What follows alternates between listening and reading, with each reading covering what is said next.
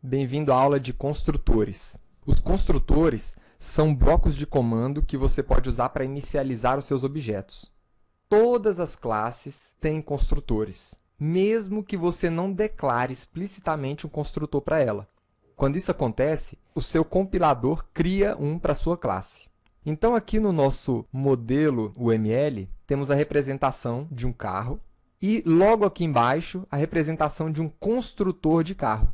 Como você pode ver, o construtor ele se parece muito com um método, mas ele não é um método, porque ele não retorna um valor, ele não tem um tipo de retorno.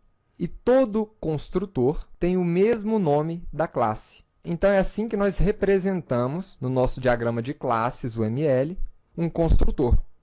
Vamos criar um carro com base nesse projeto e mostrar para você como se comporta e como é a aparência de um construtor. Crie a classe carro.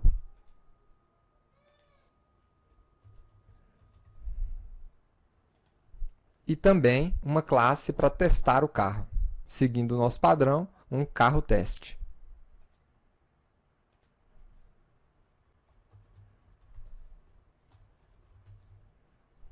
Marque a opção Public Static Void Main para ele já criar o método main para você.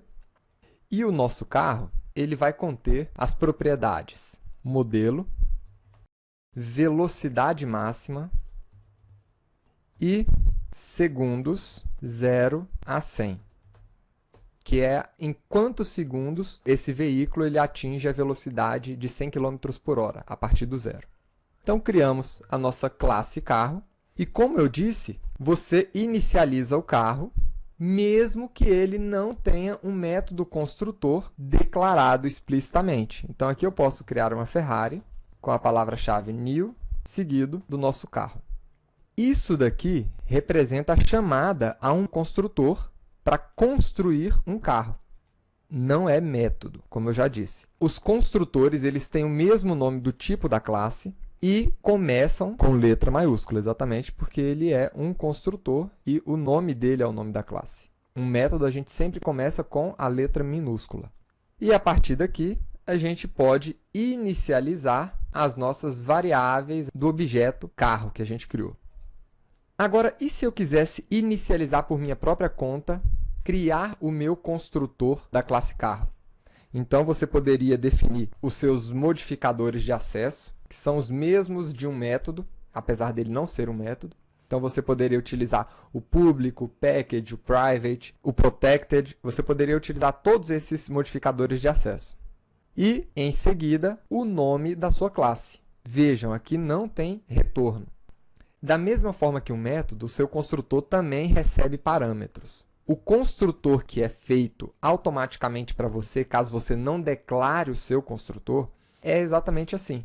É um construtor vazio, público, para que todo mundo tenha acesso, e sem parâmetros.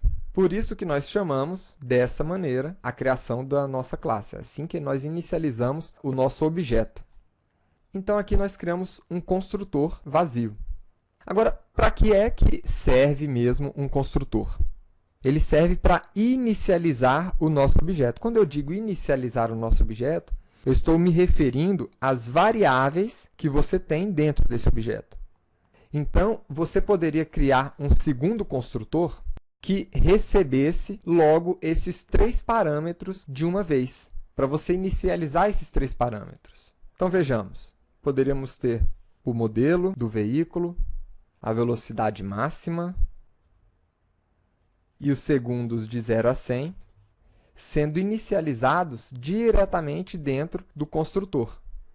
Então, this.modelo é igual ao modelo que estamos recebendo no parâmetro.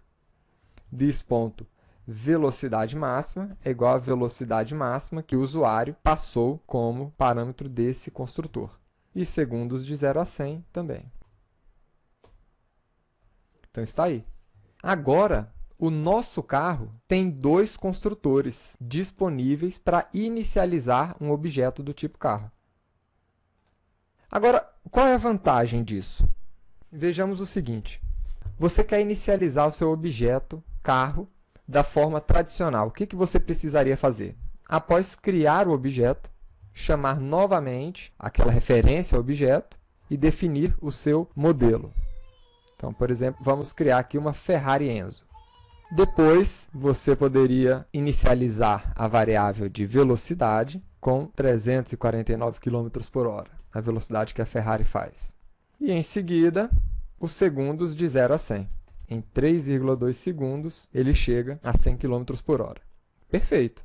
Agora, como é que seria para inicializar um carro com aquele nosso outro construtor? Aquele construtor que recebe já esses 3 parâmetros dentro dele. Assim, vamos criar agora um carro chamado Koenigsegg, que é um dos carros mais rápidos do mundo. Para criar esse carro, eu só preciso informar agora os parâmetros e eles serão automaticamente utilizados na inicialização do carro. Próximo parâmetro, a velocidade máxima do veículo e em quantos segundos ele chega a 100 km por hora. Então está aí. Em uma única linha, nós criamos um veículo, enquanto que no modelo anterior a gente precisou aqui de 4 linhas para criar um veículo do mesmo jeito. E a partir daqui a gente já pode acessar aquelas propriedades. Aí você pode se perguntar, e será que eu posso não ter um construtor vazio? Será que eu poderia declarar apenas construtores com parâmetros? Sim, você pode criar os seus construtores apenas com parâmetros. Se você remover esse construtor, não será mais possível inicializar o veículo dessa maneira. Tanto que você vê aqui já um erro. Porque não existe um construtor carro definido dessa forma. Então essa foi a aula de construtores.